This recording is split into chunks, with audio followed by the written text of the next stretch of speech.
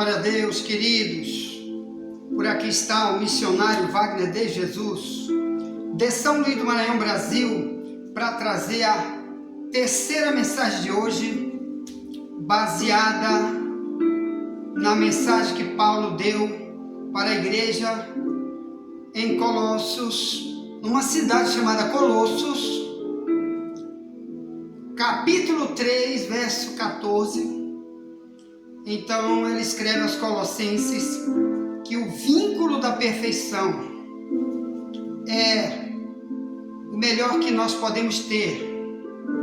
Por isso ele usa o termo sobretudo, quer dizer, melhor do que tudo, acima de qualquer coisa, de cantar, de orar, de ter bilhões em reais numa conta, da beleza física do homem.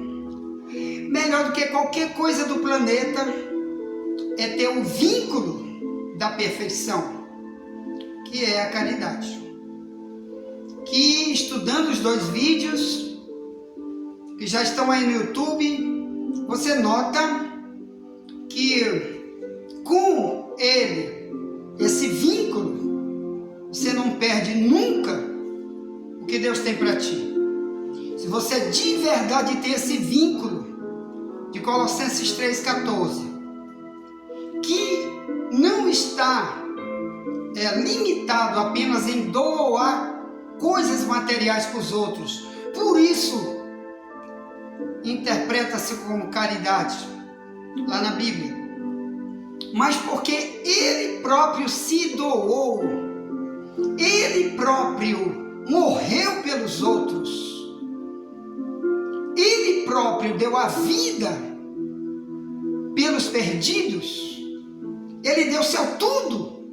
E se você tiver ele em você, o Espírito de Deus, que você já estudou nos dois vídeos anteriores, que umas pessoas têm, outros não têm, se você tiver, você vai receber tudo de bom que Deus tem para ti, principalmente lá na eternidade, onde vamos habitar com Deus. Só aqueles que têm um vínculo chamado o Espírito Santo. Ponto. Eu quero ler com você, pega a tua Bíblia, para corroborar com o que já falamos. Então vamos estudar um pouco sobre o papel do Espírito Santo na vida de quem tem ele, porque quem não tem não pode esperar nada na vida eterna, das riquezas, da salvação, do arrebatamento, não pode esperar. Mesmo cantando, pregando nas igrejas, multidões estão sem o Espírito Santo. Por quê? Porque não tem esse vínculo, porque se tivesse, teria essas ações que vamos ler agora, além do que já falamos nos dois vídeos que já estão aí no YouTube sobre esse tema de hoje, o vínculo da perfeição. Então vamos ler mais isso daqui para ver se eu e você já temos, ou se procuramos ter agora, porque não é hora de esperarmos daqui a 10 dias, 50 dias, 1000 dias, para poder buscar ter.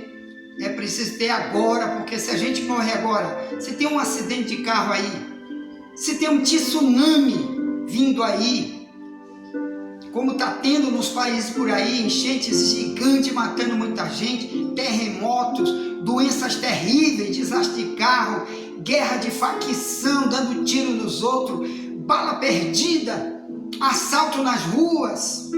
E se a gente não tiver esse vínculo com Deus, como podemos dizer que vamos ser salvos? Porque esse vínculo é a única marca que nos leva para o céu. Efésios 4:30. Bem, então vamos ler. Se ele estiver em mim e em você, ele vai fazer isso aqui que vamos ler em João 16. Pega a tua Bíblia e vamos estudar o que Jesus disse aqui em João 16. O papel do Espírito Santo em alguém que tem o Espírito Santo. Então diz assim, ó,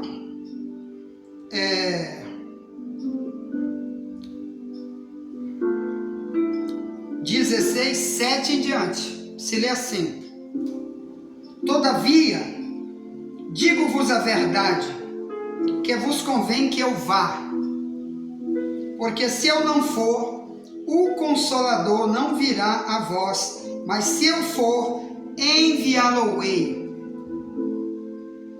E quando ele vier, convencerá o mundo do pecado e da justiça e do juízo. Do pecado, aqui é o verso 9, do pecado porque não creem em mim. Da justiça, porque vou para meu Pai, e não me vereis mais. Do juízo, verso 11, do juízo, porque já o príncipe deste mundo está julgado. Ainda tenho muito que vos dizer, mas vós não podeis suportar agora. Mas quando vier aquele Espírito, com letra maiúscula, Espírito Santo, verso 13, João 16, 13, estou lendo na minha Bíblia, na tradução mais antiga, mais segura, que está mais perto do original. Diz: mas quando vier aquele Espírito da verdade, ele vos guiará em toda a verdade, porque não falará de si mesmo, mas dirá tudo o que tiver ouvido e vos anunciará o que há de vir. Ele me glorificará, porque há de receber do que é meu e vou-lo há de anunciar. Tudo quanto o Pai tem é meu, por isso vos disse que há de receber do que é meu e vou-lo há de anunciar. Amém? Ponto. Então, aqui você começa a ver que Jesus, antes de ser morto, e depois a Bíblia diz que 3 dias ele ressuscitou, mas antes disso, ele reúne seus discípulos para dar essa notícia, que ele iria para o céu e enviaria outra pessoa, que a Bíblia diz que tem o Pai, o Filho e o Espírito Santo, tem 3, totalmente diferentes um do outro, em nome, no nome e no ministério, mas o poder é igual. Por isso que lá em Apocalipse 5, você vai ver Deus o Pai sentado em um trono, recebendo glória, honra e poder, adoração, e você vai ver Jesus também em outro trono centrado, que lá chama-se o Cordeiro, que também está recebendo adoração, louvores, ações de graças, porque o Pai é Deus, o Filho é Deus. Aí você pergunta: e o Espírito Santo? Por que João não viu ele sentado em nenhum trono lá no céu, já que ele é Deus? Porque aqui Jesus disse em João 16 que ele iria subir para o Pai e enviar o Consolador, que é o Espírito Santo, que é também chamado de Espírito da Verdade. Então, João não viu ele lá porque ele está na terra. Você entendeu? Enquanto o Pai e o Filho estão no cima, lá no céu, quem está aqui trabalhando na terra hoje, depois de 2000 anos atrás, que Jesus subiu, depois da ressurreição, quem está na terra é o Espírito Santo. Não é Deus o Pai, não é Jesus o Filho, a não ser quando um ou outro, ou Deus ou o Filho, querem se manifestar na terra, eles podem vir, mas quem está fazendo o trabalho de evangelização do mundo através do seu povo é o Espírito Santo. Por isso que na Bíblia diz: fulano cheio do Espírito Santo fez isso, isso e isso. Tá certo? Está aqui na Bíblia várias vezes. Então, quem tem e quem não tem o Espírito Santo, uma das maneiras de ver Deus através do Espírito Santo agindo na vida de quem tem ele, esse vínculo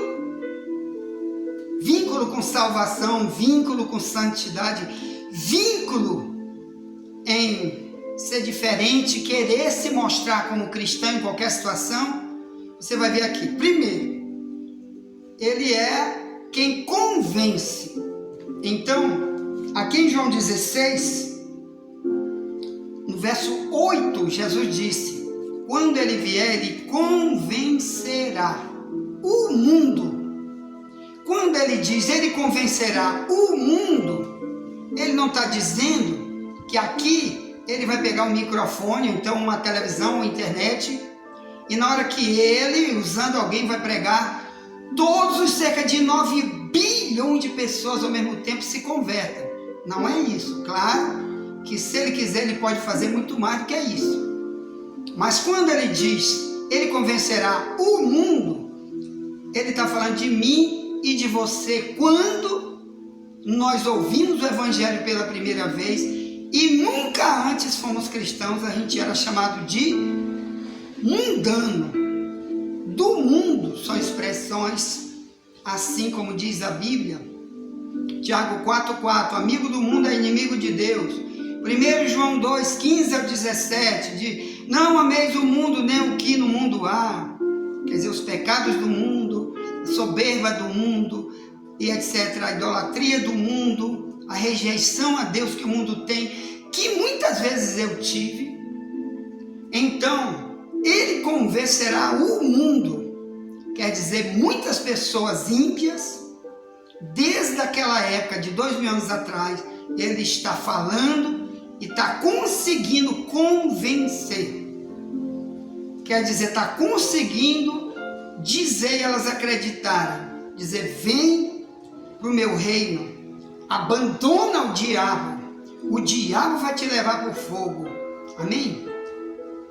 Vem comigo, eu quero ser teu pastor, você será minha ovelha, você será meu discípulo a partir de agora.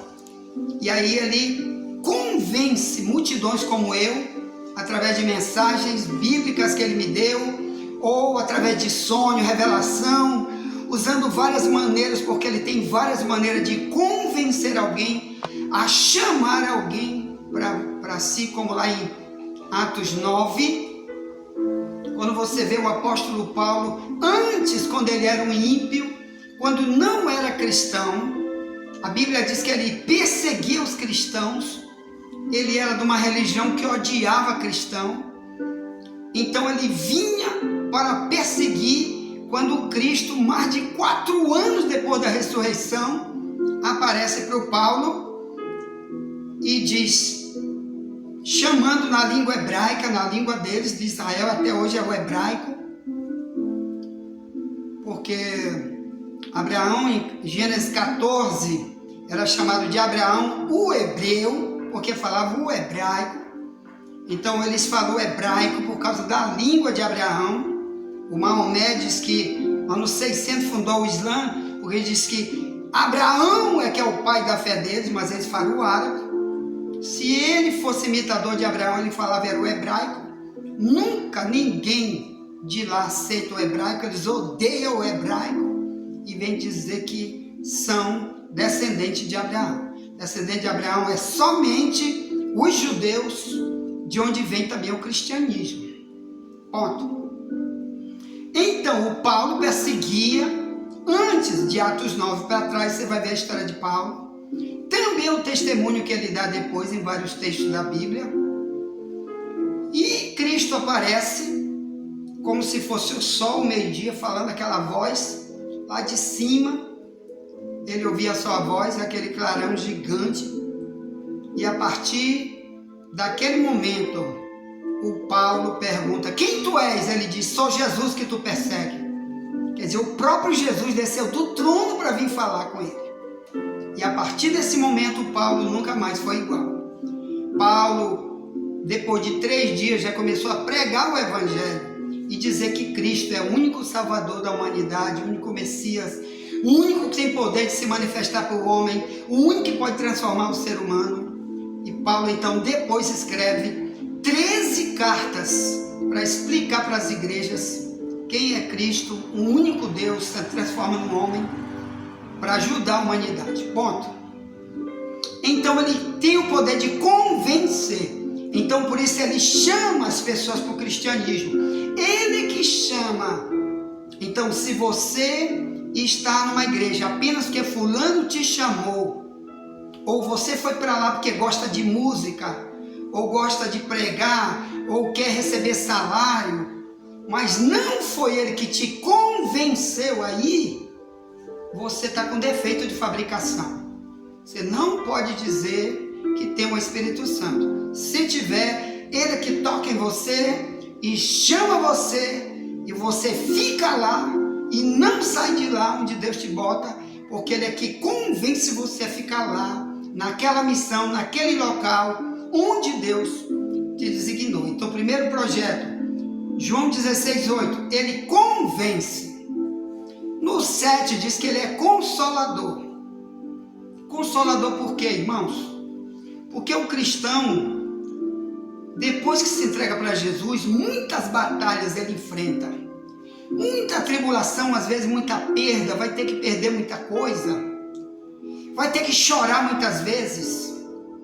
E ali ele vem dentro de você, trabalhando em você, para você não se desviar. Quando você vê um desviado é porque ele não tem o Espírito Santo, perdeu o Espírito Santo, como diz a Bíblia, em 1 Samuel, né, a história de Saul, no verso 14, 1 Samuel 16:14, diz: o Espírito do Senhor saiu dele e entrou nele um demônio para perturbar ele. Como já estudamos aqui, né? Quando Deus não está, o diabo está. Mateus 12, 43 ao 45. Então Saul, o Espírito Santo saiu dele e o próprio diabo começou a perturbar ele, agir nele, através dele, e ele começou a ser um malvado, um perverso, perseguidor de cristão, de homem de Deus. Ele perseguia Davi para matar. E por quê? Porque ele estava vazio de Deus e cheio de demônio.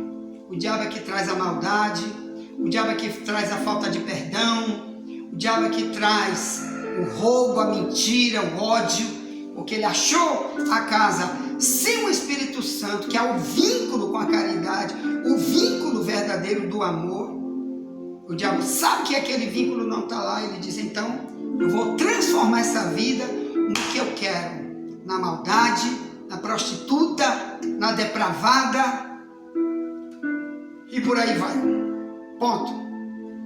Então ele é consolador porque as lutas vêm e ele trata a gente, para a gente continuar nossa batalha, porque ali ele vai dizer: olha, tem coisa melhor te esperando, lá no céu tem coisa linda, você vai ganhar coisas maravilhosas. A luta deste mundo não está para se comparar com a glória que está para ser revelada. Foi Paulo que disse isso, Romanos 8:18. Ele disse: eu estou bem certo. Olha a convicção, olha o homem convencido. Por que Paulo enfrentou tanta luta, tanta cadeia, tanta prisão depois de cristão, tanta pedrada, tanto açoite, tanta rejeição daqueles que ele veio ajudar a ser salvos? Então Romanos 8:18 ele diz: estou bem certo que nem a morte, nem a vida, nem o diabo, nem outra criatura pode nos separar do amor de Deus que está em Cristo Jesus. Por quê? Romanos 8:18 ele diz: estou bem certo que as tribulações deste mundo não podem se comparar com a glória que está para ser revelada. Quer dizer, Deus mostra um monte de coisa para ele, coisas lindas, que está lá em cima esperando. E o Consolador diz: continua, que tem o melhor lá em cima, riquezas terríveis que o mundo não pode ver, não pode receber, mas vocês vão ganhar. Então ele convence. Primeira coisa, convence você a vir para ele. Segundo, convence que ele vai estar contigo para te consolar, te ajudar, para te proteger, você continuar a sua caminhada. Terceiro, aqui diz: ele convence do pecado. O que é convencer do pecado? Ele vai fazer você ouvir a palavra, viver a palavra, andar na palavra, e ele vai convencer você que certas coisas que tu fazia de errado no passado, ele não aceita, para poder você ter comunhão com ele. Então ele é o vínculo que vai te convencer. Não é pastor, não é pregador, não é lendo Bíblia, não é cantando hino, isso é parte. O principal é ele falar contigo. Se ele estiver aí, ele vai falar contigo, porque ele vai te convencer e dizer: essa roupa aí está depravada, olha, aquela palavra que tu falou não foi boa. Ele vai falando só contigo para você melhorar. O nome disso é vínculo da perfeição, para formar você com um caráter igual ao dele, com a santidade igual a dele.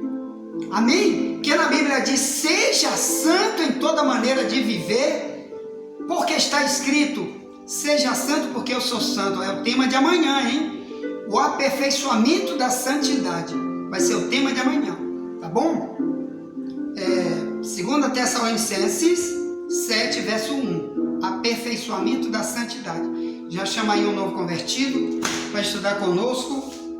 Pega meu número 984904763 e o código do Maranhão 98.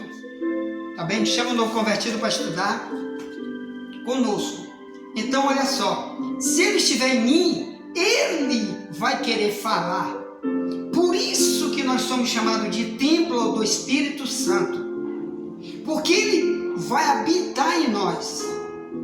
Para quê? Qual é o projeto dele ser o inquilino que vai morar espiritualmente?